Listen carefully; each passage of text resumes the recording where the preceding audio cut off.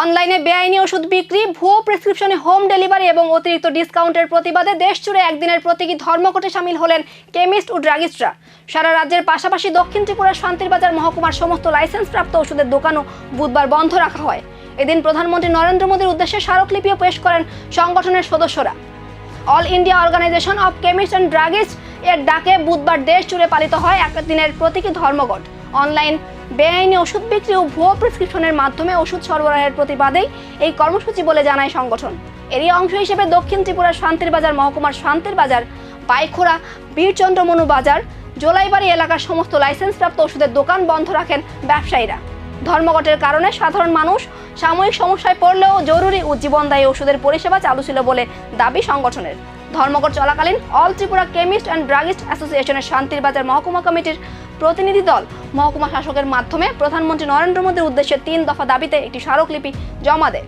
সংগঠনের সভাপতি প্রিয়লাল ভৌমিক ও সম্পাদক সুসেন বৈদ্য এক যৌথ বিবৃতিতে বলেন, ওষুধ সাধারণ পণ্য নয়, যাচাই ছাড়া অনলাইনে বিক্রি হলে জনস্বাস্থ্য ও রোগীর জীবন ঝুঁকির মুখে পড়বে।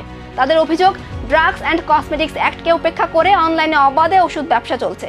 এতে দেশের লক্ষাধিক ছোট কেমিস্ট ভবিষ্যতে কর্মহীন হয়ে পড়তে পারেন বলেও আশঙ্কা প্রকাশ করেন তারা। সংগঠনের দাবি, অনলাইনে ওষুধ বিক্রির মাধ্যমে দেশ জুড়ে তৈরি হয়েছে একটি সমান্তরাল বেআইনি বাজার। দাবি পূরণ না হলে আগামী দিনে আরো বৃহত্তর আন্দোলনের হুঁশিয়ারিও দিয়েছেন সংগঠন।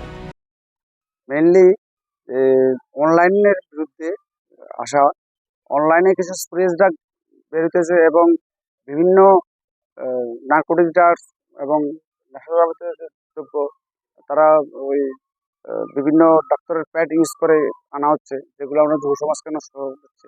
সেই জন্য আমরা চাই অনলাইনের বিরুদ্ধে আজ ত্রিপুরা বন্ধ রাখা হয়েছে। আমরা তার সঙ্গে সামিল হয়েছে আছে এসডিএম মহোদয়কে আমরা চিঠি দিয়েছি এবং তাদের সঙ্গে কথাবার্তা বলেছি।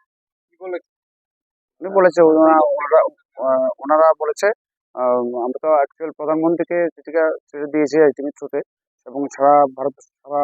অনলাইনে ওষুধ বিক্রির উপর কি আবার কড়া নিয়ন্ত্রণ আসছে, নাকি আরো বড় আন্দোলনের পথে নামবে কেমিস্ট সংগঠন? এবার সেদিকেই নজর রাজ্যবাসীর।